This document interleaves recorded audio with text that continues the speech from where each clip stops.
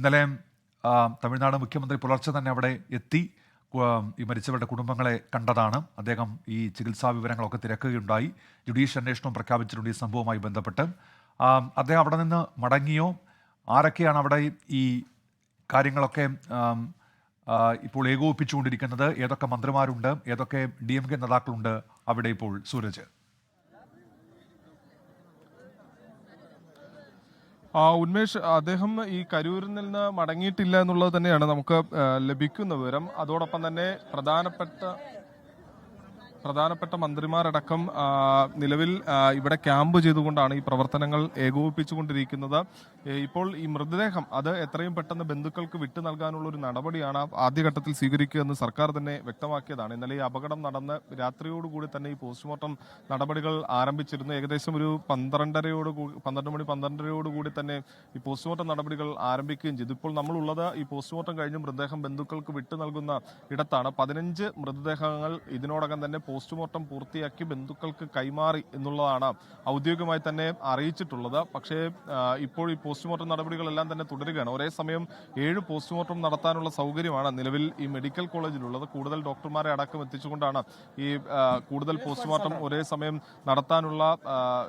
നടത്തിക്കൊണ്ടിരിക്കുന്നത്. എന്തായാലും ഇവിടെ ഇപ്പോൾ ഈ ആശുപത്രിയെ സംബന്ധിച്ച് ആശുപത്രി തീർത്തും ഒരു ജനസാഗരമായി മാറിയിരിക്കുന്നു. അതായത് ഈ അപകടത്തിൽ ജീവൻ നഷ്ടപ്പെട്ടവരുടെയും അതോടൊപ്പം തന്നെ പരിക്കേറ്റവരുടെയും ഒക്കെ ബന്ധുക്കളെ കൊണ്ട് ഈ ആശുപത്രി പരിസരം ആകെ തന്നെ നിറഞ്ഞു നിൽക്കുന്ന ഒരു സാഹചര്യമാണുള്ളത്. എല്ലാവരും ഈ ഓരോ മൃതദേഹം പുറത്തേക്ക് കൊണ്ടുവരുമ്പോഴും ഈ സങ്കടം അടക്കിപ്പിടിക്കാനാകാതെ അവരെല്ലാവരും ഈ കരയുന്നതാണ്. നമുക്കത് പറഞ്ഞറിയിക്കാൻ കഴിയാത്ത ഒരു കണ്ണീർ കടലായി ഈ ആശുപത്രി പരിസരം ആകെ മാറുന്നു എന്നുള്ളതാണ്. ഇപ്പോൾ അടുത്ത് പുറത്തേക്ക് ഇറക്കിയ മൃതദേഹമാണ് കരയുന്ന കുട്ടിയുടെ അമ്മയാണ് നഷ്ടപ്പെട്ടത്. അവരെല്ലാവരെയും സംബന്ധിച്ച് ഈ സങ്കടം അടക്കിപ്പിടിക്കാനാകുന്നില്ല. പലരും ഈ പറയുന്നുണ്ട്, അതായത് ഈ വിജയെ കാണാൻ വേണ്ടി പോയ ആളുകളൊക്കെ ഒത്തിരി പേരൊക്കെ ഉണ്ട്. അപ്പോൾ ഇവർ പരസ്പരം അങ്ങോട്ടും ഇങ്ങോട്ടുമൊക്കെ ഓരോന്നൊക്കെ എണ്ണിപ്പറക്കി ഈ പറയുക എന്ന് നമ്മൾ പറയാറുണ്ട്. അത്തരത്തിൽ ഓരോ കാര്യങ്ങളും എടുത്തു പറഞ്ഞുകൊണ്ട് ഇവർ പറയുന്നുണ്ട്, എന്തിനാണ് അങ്ങോട്ട് പോയത് എന്നൊക്കെ ചോദിച്ച് പലരും ഈ പറഞ്ഞറിയിക്കാൻ കഴിയാത്ത സങ്കടം അത് അവരെല്ലാവരും പ്രകടിപ്പിക്കുന്നത് പല വിധത്തിലാണ്. ഈ മൃതദേഹമൊക്കെ കാണുന്ന സമയത്ത് പലരും കുഴഞ്ഞു വീഴുന്നുണ്ട്, അവരെ ആശുപത്രികളിലേക്ക് മാറ്റുന്നുണ്ട്. അങ്ങനെ ആകെ ഈ സങ്കടക്കടലായി തന്നെ ഈ കരൂർ മെഡിക്കൽ കോളേജ് ആശുപത്രി പരിസരം മാറുന്നു. ഇന്ന് ഈ സംഭവത്തിന് ശേഷം മുഖ്യമന്ത്രി MK സ്റ്റാലിൻ ഇങ്ങോട്ടേക്ക് എത്തുന്ന സമയത്തെല്ലാം തന്നെ വഴിയിലുടനീളം അദ്ദേഹം ഈ ആശുപത്രിയുടെ കോമ്പൗണ്ടിലേക്ക് കയറുന്ന സമയത്ത് അവിടെയെല്ലാം തന്നെ ഈ റോഡിനോട് ഇരുവശവും ഈ ബന്ധുക്കളായിരുന്നു. അവരെല്ലാവരും മുഖ്യമന്ത്രി വരുന്ന സമയത്ത് തങ്ങളുടെ സങ്കടങ്ങൾ അദ്ദേഹം ഈ വാഹനത്തിലൊക്കെ പോകുന്ന സമയത്ത് വാവിട്ട് കരഞ്ഞുകൊണ്ട് അവർ പറയുന്നുണ്ടായിരുന്നു. ഈ പോസ്റ്റ്മോർട്ടം നടക്കുന്ന ഈ ഭാഗത്തേക്ക് മുഖ്യമന്ത്രി എത്തി നേരിട്ട് ബന്ധുക്കളുമായി സംസാരിച്ചതാണ്. ആ സമയത്തൊക്കെ സങ്കടം താങ്ങാൻ കഴിയാതെ മുഖ്യമന്ത്രിയോട് അവർ ഈ സങ്കടം പങ്കുവെക്കുന്നു. പിന്നീട് പരിക്കേറ്റവരെ മുഖ്യമന്ത്രി MK സ്റ്റാലിൻ നേരിട്ട് സന്ദർശിക്കുന്നു. അവരും എന്താണ് ഉണ്ടായത് എന്ന് സംബന്ധിച്ചൊക്കെ മുഖ്യമന്ത്രിയോട് പറയുകയും ചെയ്തു. ഇവരെല്ലാവരും പറയുന്ന ഒരു പ്രധാനപ്പെട്ട കാര്യം, ഈ വലിയ തിരക്കുണ്ടാകുന്നു. ആ സമയത്ത് സ്ത്രീകളും കുട്ടികളും ഒക്കെയാണ് ഇതിനകത്തേക്ക് അകപ്പെട്ടു പോകുന്നത്. ഈ തിക്കും തിരക്കും വരുമ്പോൾ അവർക്ക് തടുത്തു നിൽക്കാൻ കഴിയുന്നില്ല. അതിനിടയിൽ ഈ പലരും ഈ വെള്ളം പോലും 12 മണിക്ക് ശേഷം ഈ വിജയെ കാണുന്നതിന് വേണ്ടി, അതായത് വൈകുന്നേരത്തോടു കൂടിയാണ് വിജയ് എത്തുക എന്നുള്ളതായിരുന്നു ഇവരുടെയൊക്കെ ഒരു നിഗമനം. അതായത് ഈ പരിപാടിയുടെ അനുമതി തേടിക്കൊണ്ട് നൽകിയ റിക്വസ്റ്റിലടക്കം രാത്രി 10 മണി വരെ പരിപാടി നടത്തുന്നതിന് വേണ്ടി അനുമതി തേടിക്കൊണ്ടാണ് ഒരു അപേക്ഷ സമർപ്പിച്ചതെന്നുള്ളതാണ് ഇപ്പോൾ ലഭ്യമാകുന്ന വിവരം. പക്ഷേ ഈ പരിപാടി സംഘടിപ്പിച്ച സംഘാടകരാകട്ടെ 12:15 കൂടി തന്നെ അത് തുടങ്ങും എന്ന തരത്തിലൊരു പ്രചാരണം നടത്തിയെന്നുള്ളതാണ് ഈ പ്രദേശവാസികളുമൊക്കെ സംസാരിക്കുമ്പോൾ അവർ പറയുന്നത്. അങ്ങനെ ആ സമയം മുതൽ അവിടെ എത്തി കാത്തുനിന്ന ആളുകളാണ്. ഭക്ഷണമില്ല, വെള്ളമില്ല, ഇതിനിടയിൽ വലിയ ജനത്തിരക്ക്, തീർത്തും ഈ നിർജ്ജലീകരണം അടക്കം ഉണ്ടാകുന്ന ഒരു സാഹചര്യമായിരുന്നു അവിടെ ഉണ്ടായിരുന്നത്. അതിനിടയിലാണ് ഈ തിക്കും തിരക്കും ഒക്കെ ഉണ്ടാകുന്നത്. ആ തിക്കും തിരക്കും ഉണ്ടാകുന്നു. അതിനിടയിൽപ്പെട്ട ഈ സ്ത്രീകളും കുട്ടികളും അവർക്ക് ഒരു തരത്തിലും ഈ തിക്കും തിരക്കും കൈ ഉപയോഗിച്ചൊന്നും തടയാൻ പറ്റിയില്ല. പലരും ഈ കുഴഞ്ഞ് ഈ താഴേക്കൊക്കെ വീണ ആളുകളുണ്ട്. അവർക്കൊക്കെ ഈ ചവിട്ടേറ്റും മറ്റുമൊക്കെ പരിക്ക് പറ്റിയിട്ടുണ്ട്. അങ്ങനെ ഒക്കെ ജീവൻ നഷ്ടപ്പെട്ട ആളുകൾ നിരവധിയാണ്. ഈ അപകടത്തിന് ശേഷം തങ്ങളുടെ പ്രിയപ്പെട്ടവരെ കണ്ടെത്തുന്നതിന് വേണ്ടി പലരും നെട്ടോട്ടം പാഞ്ഞു. അത് ആ ശ്രീകുമാർ നിൽക്കുന്ന മേഖലയിൽ തന്നെ നമുക്ക് പ്രകടമാണ്. പലരുടെയും ചെരുപ്പുകളടക്കം കിടക്കുന്ന സ്ഥലത്ത് നിന്ന് ആ ദൃശ്യങ്ങൾ കണ്ടാൽ തന്നെ ഈ അപകടത്തിന്റെ വ്യാപ്തി എത്രത്തോളമാണ് എന്നുള്ളത് നമുക്ക് നമുക്ക് മനസ്സിലാക്കാൻ കഴിയും. അതിനുശേഷം ഇവരെ മാറ്റിപ്പാർപ്പിച്ച കരൂർ മെഡിക്കൽ കോളേജിലാകട്ടെ, സമീപത്തെ സ്വകാര്യ ആശുപത്രികളിലാകട്ടെ, അവിടെയെല്ലാം എത്തുന്ന ബന്ധുക്കളുടെ ഒരു പ്രതീക്ഷ എന്ന് പറയുന്നത് തങ്ങളുടെ പ്രിയപ്പെട്ടവർ അവർ ജീവനോടെ തന്നെ ഉണ്ടാകും, അല്ലെങ്കിൽ ഒരു ചെറിയ പരുക്കൊക്കെ പറ്റി അവർ ചികിത്സയിലാകാം, അങ്ങനെയെങ്കിലും അവരെയൊക്കെ തിരിച്ചു കിട്ടണമേ എന്ന് പ്രാർത്ഥിച്ചുകൊണ്ട് വന്ന നിരവധി ആളുകളുണ്ട്. അങ്ങനെ വന്ന 39 കുടുംബങ്ങൾക്ക് മുന്നിലേക്കാണ് ഈ ചേതനയറ്റ 39 മൃതശരീരങ്ങൾ ഇങ്ങനെ എത്തിക്കൊണ്ടിരിക്കുന്നത്.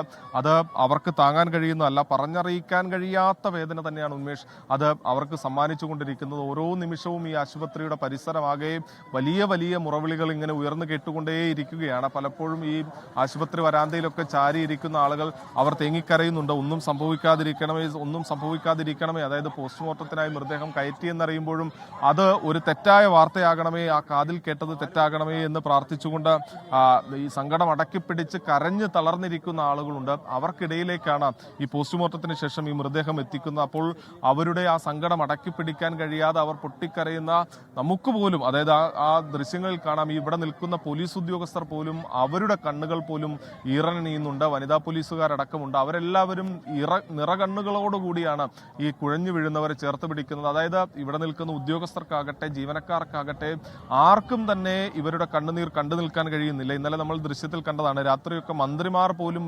വിങ്ങിപ്പൊട്ടി, തമിഴ്നാടിന്റെ ജലവിഭാഗം മന്ത്രി പോലും വിങ്ങിപ്പൊട്ടി കരയുന്നതൊക്കെ നമ്മൾ ദൃശ്യങ്ങളിൽ കണ്ടതാണ്. അപ്പോൾ ഒരു സാധാരണക്കാരന്റെ അവസ്ഥ എന്തായിരിക്കുമെന്ന് നമുക്ക് പറഞ്ഞറിയിക്കാൻ പോലും കഴിയില്ല. കാരണം അവരുടെ പ്രിയപ്പെട്ടവരാണ്, കുട്ടികളാണ്, മക്കളാണ്, അമ്മമാരാണ്.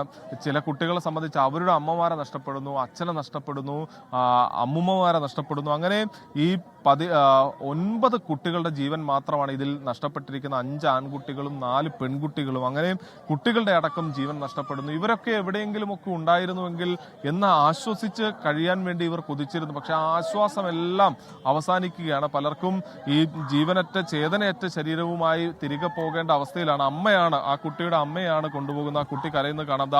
ആ വനിതാ പോലീസുകാരി, ഇപ്പോൾ ദൃശ്യത്തിൽ കാണുന്ന ആ വനിതാ പോലീസുകാരി പോലും ഈ കുട്ടിയുടെ സങ്കടം കണ്ടുകൊണ്ട് അവരുടെ കണ്ണു പോലും ഈർന്നണിഞ്ഞുകൊണ്ടാണ് അവരെയും കൊണ്ടുപോകുന്നത്. അത്തരത്തിൽ പോലീസുകാർ തുടങ്ങി എല്ലാ ജീവനക്കാർ തുടങ്ങി എല്ലാവരും ഈ പറഞ്ഞറിയിക്കാൻ കഴിയാത്ത ഒരു സങ്കടത്തിലാണ് അവരെല്ലാവരും ഉള്ളത്.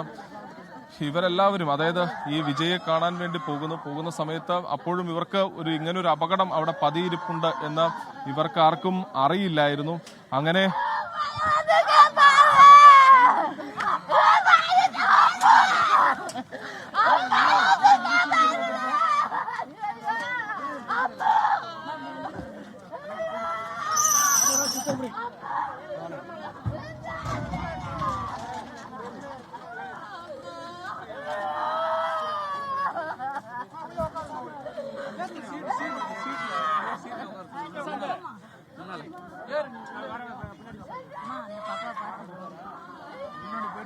എന്തായാലും ഇപ്പോൾ മൃതദേഹം വാഹനത്തിലേക്ക് കയറ്റുന്നതാണ്. ആ കുട്ടിയുടെ അമ്മയുടെ ജീവനാണ് നഷ്ടപ്പെട്ടത്. ഇപ്പോൾ മൃതദേഹം ആ ആംബുലൻസിലേക്ക് കയറ്റുന്നതാണ് ദൃശ്യത്തിൽ കാണുന്നത്.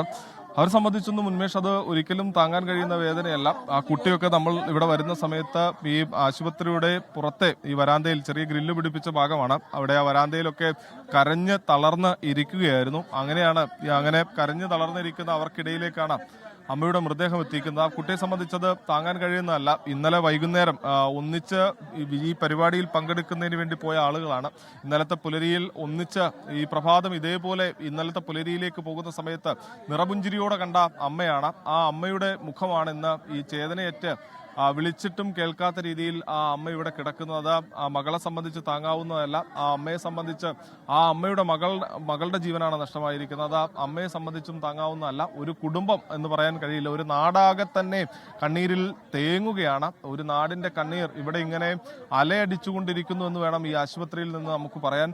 അത്രമാത്രം വേദനജനകമായ ഒരു സാഹചര്യത്തിലൂടെയാണ് ഈ കരൂർ ആശുപത്രിയും മറ്റ് ആശുപത്രി പരിസരങ്ങളും എല്ലാം പോകുന്നത്. 51 പേർ ഇപ്പോഴും തീവ്രപരിചരണ വിഭാഗത്തിലുണ്ട്. അവർക്ക് വേണ്ടിയൊക്കെ പ്രാർത്ഥന അർപ്പിച്ചുകൊണ്ട് ഇപ്പോഴും നിരവധി കുടുംബങ്ങൾ ഇവിടെ കാത്തിരിപ്പുണ്ട്. കാഷ്വാലിറ്റിയുടെ മുന്നിലൊക്കെ നമ്മൾ വരുന്ന സമയത്തൊക്കെ തന്നെ കാഷ്വാലിറ്റിയുടെ മുന്നിലൊക്കെ പ്രാർത്ഥിച്ചുകൊണ്ടും കരഞ്ഞുകൊണ്ടുമൊക്കെ കാത്തിരിക്കുന്ന നിരവധി ആളുകളെ നമ്മൾ കണ്ടതാണ്. ഇപ്പോൾ പോലീസ് കൂടുതൽ മൃതദേഹങ്ങളെല്ലാം തന്നെ ഇപ്പോൾ ഈ പോസ്റ്റ്മോർട്ടം നടപടികൾക്ക് ശേഷം പുറത്തേക്ക് എത്തിക്കാനുള്ള നടപടികൾ കൊണ്ടുവരുന്നു. പോലീസ് കൂടുതൽ ക്രമീകരണങ്ങൾ, അതായത് വേഗത്തിൽ തന്നെ ഈ മൃതദേഹം വിട്ടു നൽകുന്നതിനുള്ള നടപടികളെല്ലാം തന്നെ സ്വീകരിച്ചിട്ടുണ്ട്. ഇപ്പോൾ ഇതുവരെ ഉണ്ടായിരുന്ന, അതായത് പോസ്റ്റ്മോർട്ടം ചെയ്ത 15 മൃതദേഹങ്ങളും ഇപ്പോൾ വിട്ടു നൽകിയിരിക്കുന്നു. അടുത്ത 7 മൃതദേഹങ്ങളുടെ പോസ്റ്റ്മോർട്ടം നടപടികൾ കൂടി ഇപ്പോൾ പുരോഗമിക്കുകയാണ്. 9 മണിയോടുകൂടി തമിഴ്നാട് ഉപമുഖ്യമന്ത്രി കൂടി ഇങ്ങോട്ടേക്ക് എത്തും എന്നുള്ളതാണ് നമുക്ക് ലഭിക്കുന്ന വിവരം.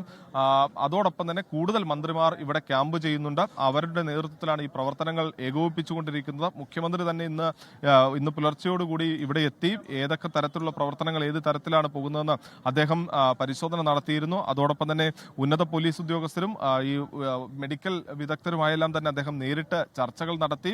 അത്തരത്തിൽ വേഗത്തിൽ മൃതദേഹം വിട്ടു നൽകുക, അതോടൊപ്പം തന്നെ തീവ്രപരിചരണ വിഭാഗത്തിൽ കഴിയുന്ന ആളുകൾക്ക് മെച്ചപ്പെട്ട ചികിത്സ ഉറപ്പാക്കണം എന്ന് അദ്ദേഹം അടക്കം നിർദ്ദേശം നൽകുകയും ചെയ്തിട്ടുണ്ട്. അതോടൊപ്പം തന്നെ മരിച്ചവരുടെ കുടുംബാംഗങ്ങൾക്ക് ധനസഹായം, ഈ പരിക്കേറ്റവർക്ക് ധനസഹായം ഒക്കെ പ്രഖ്യാപിച്ചുകൊണ്ട് ഈ അപകടത്തിന്റെ ഇരയാക്കപ്പെട്ട കുടുംബങ്ങളെ ചേർത്ത് നിർത്തുകയാണ് തമിഴ്നാട് സർക്കാർ. എന്തായാലും ഇതൊരു രാഷ്ട്രീയ വിവാദമാക്കി മറുതലക്കലിൽ മാറുന്നുമുണ്ട്. വിജയ് വീട്ടിലേക്ക്, അതായത് ഈ സംഭവത്തിന് ശേഷം വിജയ് മടങ്ങിയത് വീട്ടിലേക്കാണ്. അപ്പോൾ എം.കെ. സ്റ്റാലിൻ ഇന്ന് പറയുന്നുണ്ടായിരുന്നു, ഇവിടെ എത്തി ഇവരെ എല്ലാവരുമായി സംസാരിച്ചതിന് ശേഷം എം.കെ. സ്റ്റാലിൻ പറഞ്ഞ ഒരേ ഒരു വാചകം ഇതായിരുന്നു, അതായത് തനിക്ക് വീട്ടിൽ നാളെ 9 മണിക്ക് കരൂർ മെഡിക്കൽ കോളേജിലേക്ക് എത്തുക എന്നുള്ളതാണ് താൻ കണക്ക് കൂട്ടിയത്. പക്ഷേ അതിനു മുൻപ് തനിക്ക് എത്തണമെന്ന് തോന്നി. തന്റെ മനസ്സിൽ വിഷമം, അതായത് സങ്കടം താങ്ങാൻ കഴിയാത്തത് കൊണ്ട് തന്നെ രാത്രി വരാൻ തീരുമാനിക്കുകയായിരുന്നു എന്ന് അദ്ദേഹം പറയുന്നുണ്ട്. അത് ഒരു തരത്തിൽ വിജയെ കുത്തിപ്പറയുന്നത് പോലെ തന്നെ, അതായത് വിജയ് വീട്ടിലേക്ക് മടങ്ങിയതിനെ വിമർശിച്ചുകൊണ്ട് പറയുന്നതായി തന്നെ നമുക്ക് കണക്കാക്കാം. അതോടൊപ്പം തന്നെ അദ്ദേഹം പറഞ്ഞ ഒരു പ്രധാനപ്പെട്ട കാര്യം കൂടിയുണ്ട്.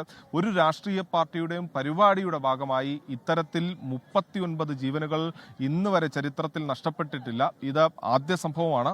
ഒരു രാഷ്ട്രീയ പാർട്ടിയുടെ പരിപാടിയിൽ പൊതുയോഗത്തിൽ പങ്കെടുത്തുകൊണ്ട് അല്ലെങ്കിൽ ഇത്തരം പരിപാടിയിൽ പങ്കെടുത്തുകൊണ്ട് ഇത്തരത്തിൽ ഇത്രയും ആളുകളുടെ ജീവൻ നഷ്ടപ്പെടുന്ന ആദ്യ സംഭവമാണ്. ഇനി ഇത് ആവർത്തിക്കപ്പെടാതിരിക്കണം എന്നുകൂടി അദ്ദേഹം പറയുന്നുണ്ട്. അതോടൊപ്പം തന്നെ ഈ സംഭവത്തിൽ എന്താണ് ഇതിന് പിന്നിൽ സംഭവിച്ചത് എന്നതറിയാൻ വസ്തുതകൾ പുറത്തു വരുന്നതിന് വേണ്ടി ജുഡീഷ്യൽ അന്വേഷണത്തിലൂടെ സാധിക്കും എന്നുകൂടി മുഖ്യമന്ത്രി പറയുന്നുണ്ട്. ഇപ്പോൾ ഈ മൃതദേഹങ്ങൾ വേഗത്തിൽ വിട്ടു നൽകുന്നതിനുള്ള നടപടിയുമായി അധികൃതർ പോകുന്നു. അതോടൊപ്പം തന്നെ ചികിത്സയിൽ കഴിയുന്നവർക്ക് മെച്ചപ്പെട്ട ചികിത്സ ഉറപ്പാക്കുന്നതിനുള്ള നടപടികളും വേഗത്തിലാക്കിയിട്ടുണ്ട്. ഉന്മേഷ്, സൂരജ് സജിയാണ് ഇപ്പോൾ കരൂർ മെഡിക്കൽ കോളേജ് ആശുപത്രിക്ക് മുൻപിൽ നിന്ന് വിവരങ്ങൾ നൽകിക്കൊണ്ടിരിക്കുന്നത്. ഇപ്പോഴും 51 പേർ അവിടെ ചികിത്സയിൽ കഴിയുന്നുണ്ട്. ചിലരുടെ നില ഗുരുതരമാണ് എന്നാണ് സൂരജ് റിപ്പോർട്ട് ചെയ്യുന്നത്. 39 പേരുടെ മരണം ഇപ്പോൾ സ്ഥിരീകരിക്കുന്നുണ്ട്. പോസ്റ്റ്മോർട്ടം നടപടികൾ അവിടെ പൂർത്തിയായി വരികയാണ്. പോസ്റ്റ്മോർട്ടം പൂർത്തിയാക്കുന്നവരുടെ മൃതദേഹം ബന്ധുക്കൾക്ക് വിട്ടു നൽകുന്നുണ്ട്. അതിനുശേഷം മറ്റ് നടപടിക്രമങ്ങളിലേക്കും അവിടെ ഇപ്പോൾ കടന്നുകൊണ്ടിരിക്കുകയാണ്. തമിഴ്നാട് മുഖ്യമന്ത്രി എം.കെ. സ്റ്റാലിൻ പുലർച്ചെ തന്നെ അവിടെ ആശുപത്രിയിൽ എത്തിയിരുന്നു. അദ്ദേഹം മരിച്ചവരുടെ ബന്ധുക്കളെ കാണുകയുണ്ടായി. അതിനുശേഷം അദ്ദേഹം അവിടെ നിന്ന് ഇപ്പോൾ മടങ്ങിയിട്ടുണ്ട്. ഇന്ന് രാവിലെ 9 മണിയോടെ തമിഴ്നാട് ഉപമുഖ്യമന്ത്രി ഉദയനിധി സ്റ്റാലിൻ അവിടേക്ക് എത്തും. അദ്ദേഹം വിദേശ പര്യടനത്തിലായിരുന്നു. അതിനിടയിലാണ് അദ്ദേഹം ഈ സംഭവം അറിയുന്നത്. അത് വെട്ടിച്ചുരുക്കി ഇപ്പോൾ തമിഴ്നാട്ടിലേക്ക് അദ്ദേഹം തിരിച്ചെത്താൻ പോകുന്നത്.